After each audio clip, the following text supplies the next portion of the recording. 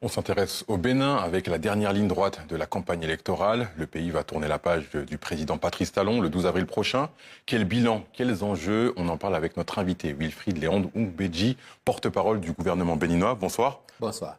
Alors, on vient de l'entendre. Ibrahim Traoré, le président du Burkina Faso, a déclaré, je cite, « La démocratie, ce n'est pas pour nous ». Quelle est votre réaction face à cette déclaration? Il parle du Burkina, moi je suis là pour parler du Bénin.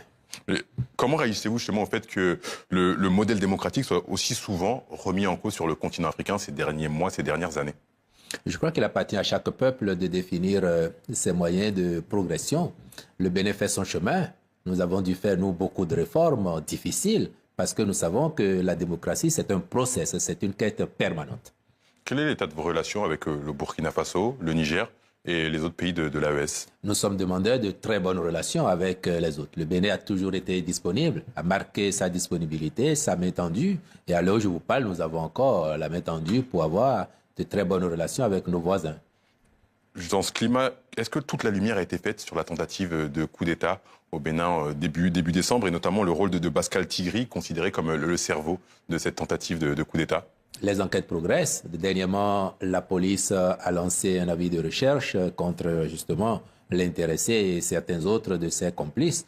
En attendant d'en savoir davantage, tout ce que je peux vous dire, c'est que les enquêtes progressent et que les structures étatiques qui en ont la charge rendront compte à l'opinion le moment venu. Vous savez où il se trouve actuellement?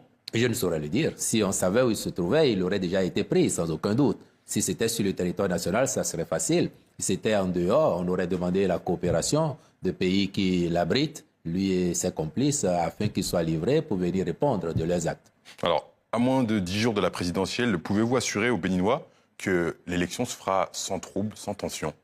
Nous travaillons absolument à cela. Vous avez dû observer, depuis une semaine, le pays est en campagne. Dans toutes les localités, dans toutes nos communes, dans tous les villages, c'est une ambiance festive.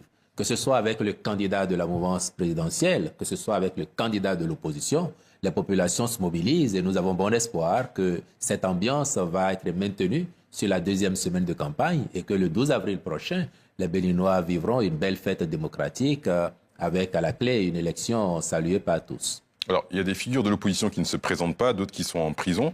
Est-ce que cette élection peut être considérée comme ouverte et inclusive? Elle est tout à fait ouverte et tout à fait inclusive. Et ceux de l'opposition qui n'ont pas réussi à se qualifier sont ceux qui ne sont pas de la partie. Ceux qui Comment ont le réussi... Parti des démocrates? Par exemple, vous, vu d'ici, je ne sais pas comment vous avez apprécié, mais les Béninois ont été témoins de tribulations de ce parti. Certains de ses membres éminents sont allés devant l'opinion raconter comment, à l'interne, c'était pourri. Ça n'est pas de notre responsabilité. Le